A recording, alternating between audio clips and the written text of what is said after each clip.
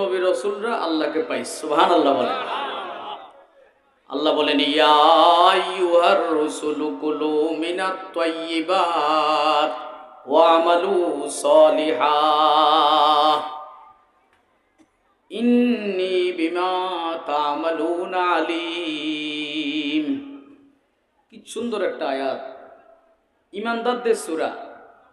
কোরআনে কারীমে একটা সূরা আছে ঈমানদারদের সূরা, সূরাতুল মুমিনুন, ঈমানদারদের সূরা। ওই সূরার এটা গুরুত্বপূর্ণ একটা আয়াত। আল্লাহ বলেন এমন দুইটা আমল, যে দুইটা আমল আদম আলাইহিস সালাম থেকে নিয়ে মুহাম্মদ সাল্লাল্লাহু আলাইহি সাল্লাম পর্যন্ত সব নবী রাসূলরা করছে। প্রত্যেকের উপর আল্লাহর হুকুম ছিল এই দুইটা আমল করা লাগবে। তাহলে বুঝুন কেমন গুরুত্বপূর্ণ দুইটা আমল, যে দুইটা আমল করে সব নবী রাসূলরা আল্লাহকে পাইছে।